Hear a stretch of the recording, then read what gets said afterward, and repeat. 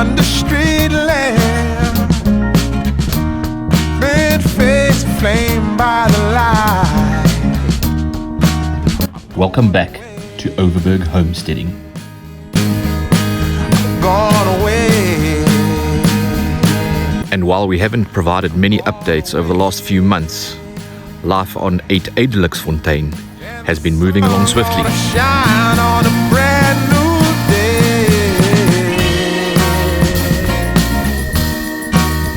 The chickens have been chickening. Must be somewhere The eggs keep on flowing. into the fold. Our highly sophisticated egg-laying boxes might just be doing the trick. As much as I can hold, I'm gone away. And the pigs, yep, they're still definitely pigging. And unfortunately, Dolly and Fani are suffering from a disease that we have inflicted upon them. They're suffering from spoilt pig syndrome. For me, a brand new day for love. Brand new day. After being on the homestead now for 2.5 years, it's only now starting to feel like home.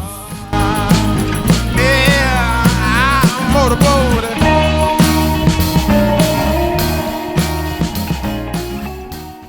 So if you've been following our homesteading journey over the last 1.5, 2 years or so, you'd know that we've bought this absolutely dilapidated property that we're just trying to build up and make a bit of a homestead out of it. And we've got a very derelict house which we're still busy doing up. But coupled to that is another building that came on the property as well when we bought it, an old sort of double garage thing. Actually, it's like 4 garages that we really wanted to make use of and turn into something that we can use. And the one idea for the right hand side part definitely was to make a workshop and just to have a place where we can store things and actually tackle a project. If you've got a nice working area to work in, then at least then you're more prone to actually do a project and tackle a project. That just makes it much easier. And the left hand side of that building we've already turned into a chicken coop and a little bit of a storage area, but the right hand side we're going to turn into a workshop. So the first thing we had to do was to start the project was to take everything out that is in this old dilapidated storeroom place. And we didn't really know where to put everything, so we just ended up putting it along the side of the fence around the borders on our neighbours, and it looks absolutely terrible now again. What do they call it? It looks, in Afrikaans they call it maplotter. And in the previous videos, in some of the comments, we've actually had people saying South African homesteaders are just a bunch of maplotters. So what is a maplotter? Well, basically a maplotter is something, what can we compare it to? A hillbilly? Yeah, so we're a South African version of hillbillies. So what would that be? Maplotters, hillbillies? Maybe we maplotsteders. So after we cleared everything out in the storeroom, we decided to tackle the roof first and get this project started. So instead of just going for solid, galvanized sheeting, we thought let's put a few opaque sheets in as well. And as you can see, it's actually letting in a lot of light at the moment, which is great because it's going to be a workshop area, so we want to have as much light as possible. Okay, so we've cleared out the shed, we've got the new roof on, which is fantastic. The next project was to get the floor done. So what we thought of doing was, instead of just trying to do this floor ourselves, as far as mixing concrete and pouring the concrete and leveling it all up and all that sort of thing, we thought, okay, well, and it's quite a big area. You're looking at about 80, you're looking at about 36 square meters. So nah, and also time factor as well, we want to get this thing done as soon as possible. So we thought we would do we'd order our pre-mixed concrete. So that's what we did. We booked our truck for Monday morning, right? Great stuff. We organized our builder and our guys that were going to come and do the leveling and the floating. 8 o'clock comes, nothing. 8:15, 8:20. So we actually phoned, guys, where's our truck? Ooh, okay, hold on a second. Oh, the truck will be there in 40 minutes. Okay. 40 minutes goes by, we phone back, no truck yet. 5 or 10 minutes later, there the truck comes back. But you know, I just can't understand when you actually order things and you pay people money, you got to pay up front for that sort of thing, and they don't even bother to let you know what's going on. I mean, I've got builders sitting on site waiting to level this floor, and they didn't even bother to phone and say, look, we're running a bit late or whatever. I think they actually forgot. Anyway, the builder was happy to sit here for an hour waiting for the truck to arrive, and then we started putting the floor together. And guess what? No apology. Bah, man, won't use them again. And I'm sorry that I'm having a rant about this, but that sort of thing, bad service like that really pees me off. But anyway, the floor is in. The guys did a good job to float it, and it's looking really, really good. So I'm happy. Rent over for now. Okay, so the plan is to brick this right-hand side part up of the garage. You can see the sand and the blocks have already been delivered. We're just waiting for our window to arrive, and that is going to be bricked up and have the window in it. And then on the left-hand side over there, I'm going to be building a double wooden door that's going to have a frame in it and that sort of thing. So that's sort of the plan. But today's job is something totally different. But what I'm going to be doing today is trying my hand at plastering. Okay, so once again, never plastered a wall in my life before. So that's going to be quite interesting, because as you can see, these walls around here look a bit shabby, and I want my workshop to look pretty nice at the end of the day. And we've got this big crack in the wall on the side here, so I'm just going to try and fix that up with a bit of plaster work and that sort of thing, and then just see if I can actually do some plastering.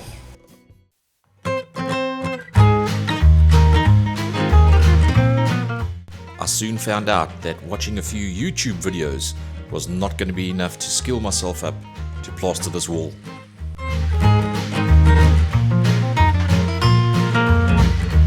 And funny enough, while I was plastering, our window arrived. So that meant that I could give the builder the go-ahead to come and build the wall and install the window. I thought to myself, well, the builder's going to be here and he's got skilled plasterers, so let him rather take on the job and get it done quickly and efficiently rather than me fumbling along like I was doing. After admitting my plastering defeat, I let the professionals loose. They built the wall, installed the window, and plastered what needed to be plastered.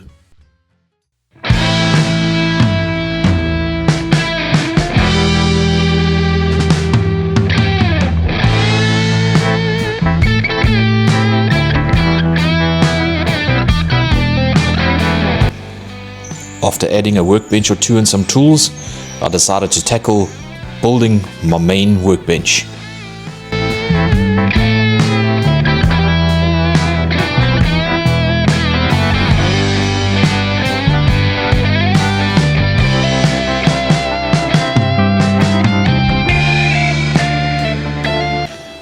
With the workbench installed, I could now tackle building the doors.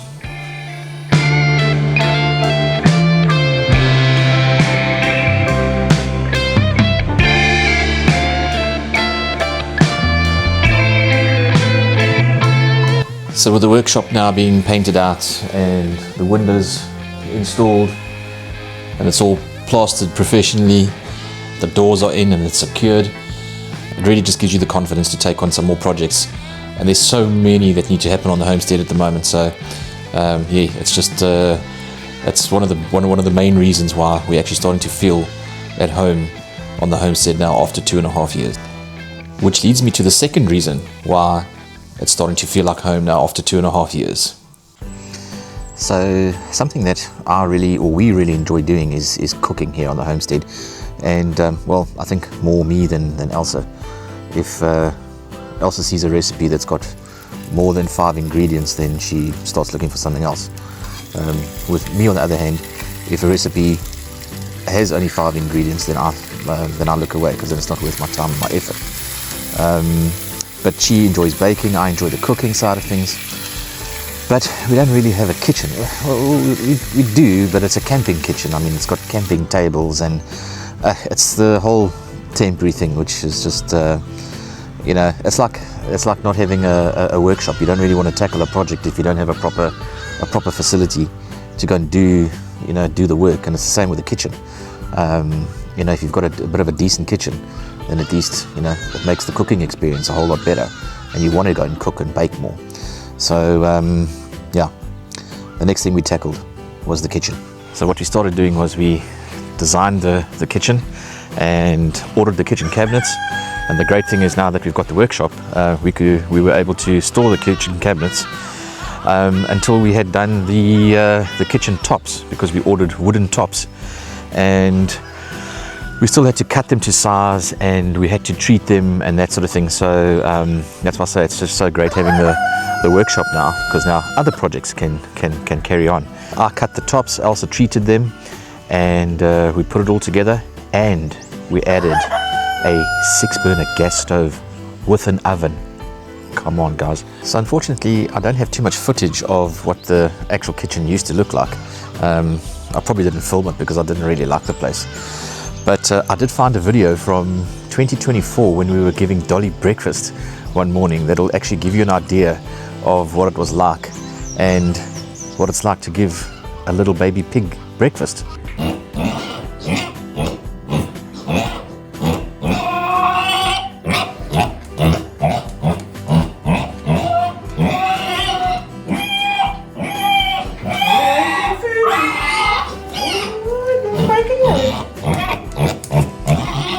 So you can see the camping tables and the camping equipment, and it gives you an idea of what the kitchen used to look like and what we lived with for about 2.5 years.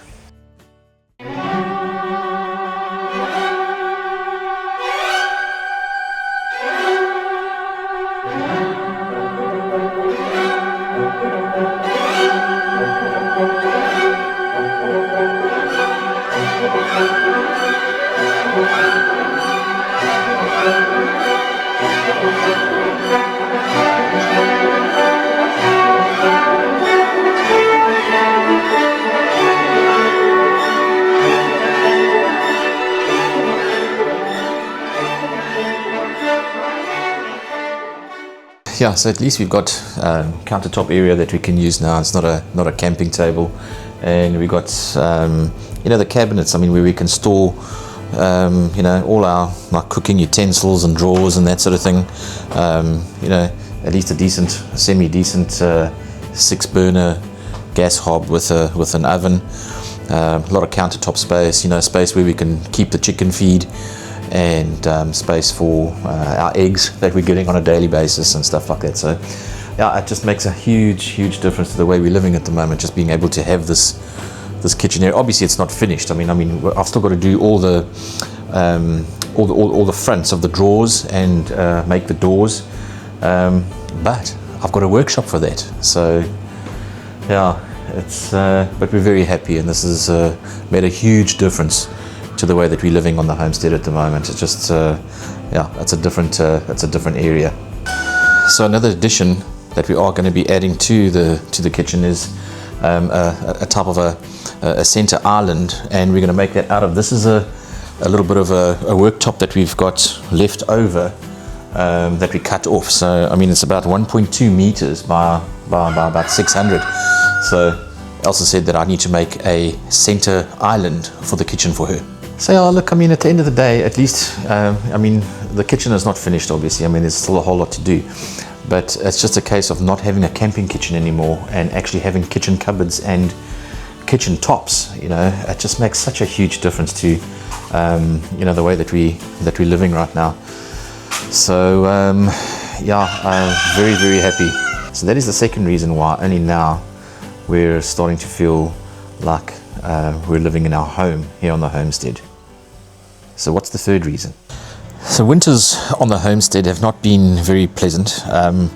Obviously we're in the Overberg, so we're in the Western Cape, so we get winter rainfall, and obviously we get a lot of rain, and the plot gets just super mushy, and you know, it's all the dirt is on your boots when you're out on the plot and you coming in from feeding chickens and you've been in chicken coops and that sort of thing, and then you got to come onto the stoop and directly into the house, you know, and you've got to take your boots off there and that sort of thing. And yeah, so it's not a very pleasant time for us. And Elsa's just been saying, you know, man, she just wants to get a flippin' roof over the stoop. You know, we thought to ourselves, okay, all right, this is something that we really want to get done, and preferably before winter. So we went ahead and did it.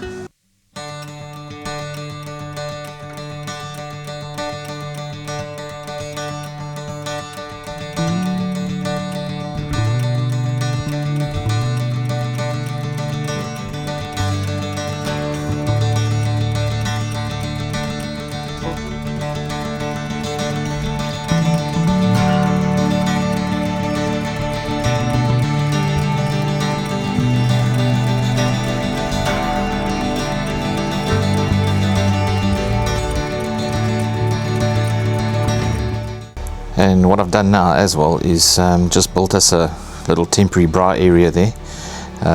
This whole area between the pillar and the wall of the house is also going to get built into made solid at some stage, but for now we don't have the money for that, so yeah, we're just going to have to have a little temporary bra area. And we've got this dining room table of ours that's on the outside on the stoop. It's really just nice just to be able to come here and sit and drink a coffee, or even sit and have your dinner or your breakfast or whatever the case might be. So at the end of the day, we're not quite finished with this project yet. As you may have noticed, we haven't finished painting. I've just put a bit of an undercoat layer on some of the pillars, but we thought we're going into winter now. Well, we are in winter now, so I'm not going to be doing any painting. I'm just going to wait for everything to dry out. And then we will clean up the whole entire stoop, and we'll paint the columns and the walls, and just give another coat of paint to this side of the house where the guys were working, and clean everything up. But that we're going to do in summer. We're not going to do that now because, like I said, we've had a lot of rainfall, and we've still got a lot of rain that's still going to be coming.